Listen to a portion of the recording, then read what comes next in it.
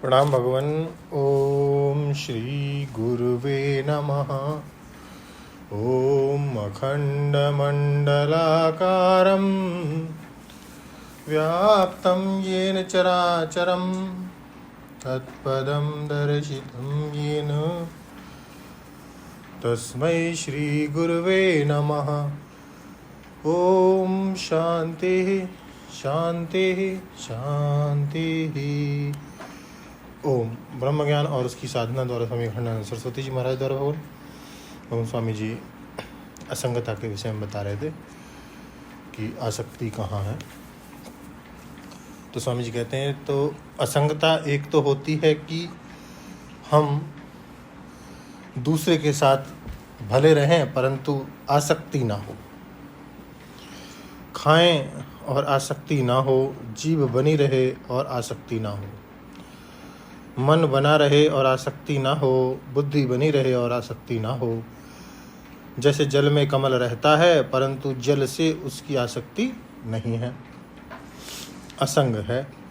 जल उसमें लगता नहीं, चिपकता नहीं, यह बाहरी दृष्टांत है, बहुत मामूली।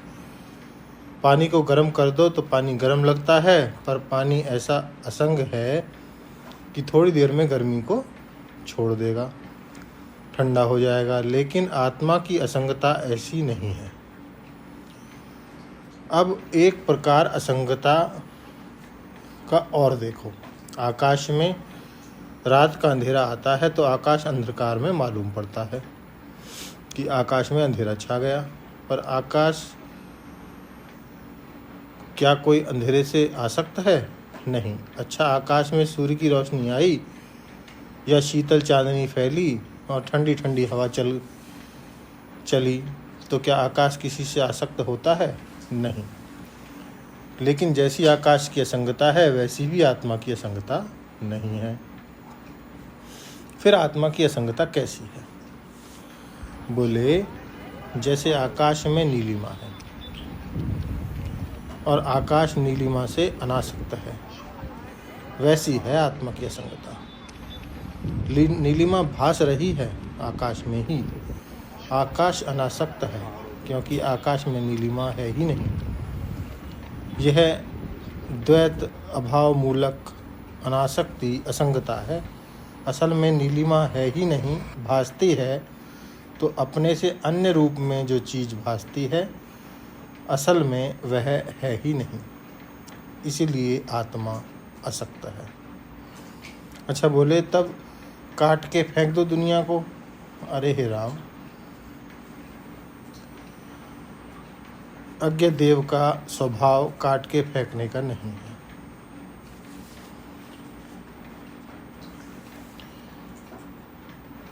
इनका तो चमकाने का स्वभाव है। आत्मदेव का स्वभाव काट के फेंकने का नहीं है, इनका तो चमकने का स्वभाव है। काट के फेंकने का थोड़ा ही है। तब कैसे है कि सर्व भृच्चैव, यह ब्रह्म कैसा? बोले सर्वभृच्चैव असक्तम, असक्तम चैव सर्वभृत। यह सब को धारण करता हुआ भी अनासक्त है और अनासक्त होता हुआ भी सर्व को धारण करता है। देखो, रज्जु जो है वह सर्प से किंचित भी संबंध न रखते हुए भी अपने में सर्प को प्रतीत करा रही है, होने दे रही है। रज्जु सर्प के विरुद्ध नहीं है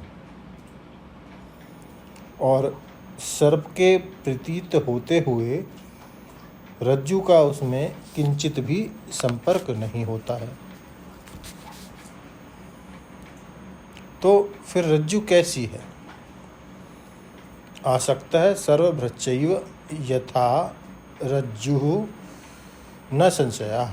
जैसे रज्जु सर्प से अनासक्त है और सर्प को धारण करने वाली है, इसी प्रकार यह ब्रह्मात्मा प्रपंच को धारण करने वाला प्रपंचभूत और प्रपंच से अनासक्त भी है। इसी को उपनिषद में परमात्मा का वर्णन करते हुए कहा गया है कि ध्यायतीव ले लायतीव। इसके वर्णन को भगवान और आगे बढ़ाएंगे अगले सत्संग में। ओम शांति ही शांति ही शांति ही। प्रणाम भगवान।